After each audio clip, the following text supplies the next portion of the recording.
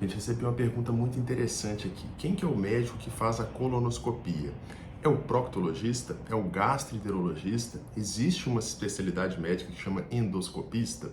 Bem, vamos dar uma olhada nisso.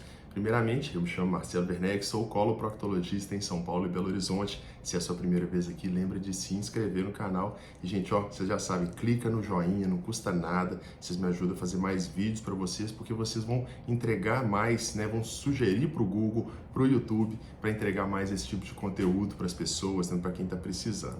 Então, vamos lá. Colonoscopia, o que é isso, primeiramente? Colonoscopia é um exame endoscópico, ou seja, a gente vai ver dentro do corpo humano e a gente vai ver dentro da região do cólon, do intestino grosso. Se a gente for parar para pensar, então quem trata do intestino grosso? O coloproctologista, então deve ser o procto que faz. Mas o gastroenterologista é o especialista clínico que trata do intestino. Então poderia ser o gastroenterologista. E será que existe essa especialidade endoscopista? Existe sim, gente. Então existe o endoscopista, que ele vai ter um título de especialista em endoscopia. Ele pode fazer endoscopia alta, endoscopia baixa, enteroscopia.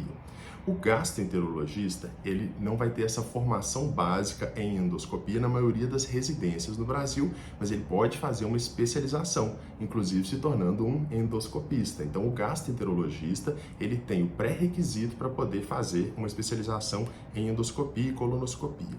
Já o coloproctologista, muitas vezes as residências médicas já vão cobrir essa área, ou seja, durante a residência médica já se faz uma especialização em colonoscopia e algumas vão fazer inclusive a especialização também em endoscopia. Então o coloproctologista também tem o pré-requisito e muitas vezes já vai sair com a formação suficiente para fazer a colonoscopia. Eu mesmo, durante a minha residência, lá em 2011, fiz a residência já com a especialização em colonoscopia. Fiz colonoscopia durante muitos anos, atualmente não tenho feito porque minha vida estava muito corrida, mas pode ser que volte a fazer em algum momento. Então essas três especialidades, elas têm o que é necessário, né, para que se seja feito um exame de endoscopia e colonoscopia. A colonoscopia, gente, ela é um exame que pode vir a ter complicações, como vocês bem sabem, né? Qual que é a complicação mais temida que as pessoas têm? A perfuração de cólon. Isso pode acontecer. No caso de uma eventual perfuração de cólon, o que vai precisar ser feito? Um tratamento dessa perfuração. A gente não pode deixar o intestino perfurado. Esse tratamento pela colonoscopia é possível. É possível a gente colocar grampos no local de perfuração. O que é o grande problema? Uma vez que tem uma perfuração, o ar que a gente está injetando para abrir o intestino, ele vai começar a vazar para a cavidade abdominal. Então vai fazer com que o intestino muitas vezes colabe, ele não vai manter o intestino distendido. E isso pode gerar um problema, porque dificulta que a gente tenha uma cavidade de trabalho ali para tratar a perfuração intestinal. Então, uma vez que a gente tem uma perfuração, muitas vezes a gente tem pouco tempo para atuar por colonoscopia, para poder fazer o tratamento endoscópico dessa perfuração.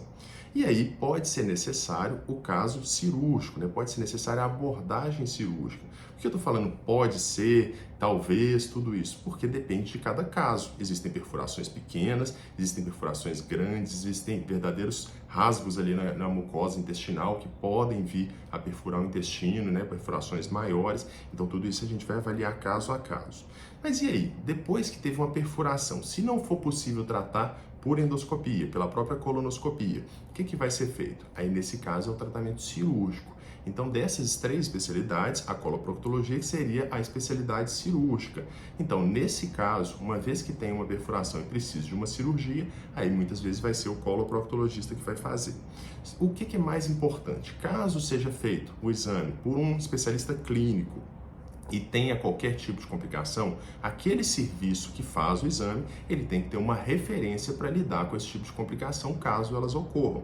Então, por exemplo, uma colonoscopia que é feita dentro de um hospital, num serviço de endoscopia, normalmente o próprio hospital já tem uma equipe de referência, seja de cirurgia geral, seja de coloproctologia, para tratar eventuais complicações. Quando o exame é feito em clínicas, é muito importante que essa clínica tenha uma referência para, caso ocorra uma complicação, transferir o paciente para o hospital para eventualmente fazer um tratamento cirúrgico. Então, respondendo essa pergunta que muita gente fica em dúvida, quem que pode fazer colonoscopia? Qualquer profissional médico que tenha formação na área de endoscopia ou colonoscopia. Normalmente as especialidades vão ser o endoscopista, o gastroenterologista ou o coloproctologista. O exame ele pode ser feito em clínicas ou hospitais, mas é muito importante que tenha um serviço de referência para eventuais complicações. No caso de complicação como sangramento, perfuração de intestino, essas complicações muitas vezes podem ser resolvidas através do próprio exame, com a colocação de clips, fechando o local de perfuração ou colocando um clipe para parar um sangramento.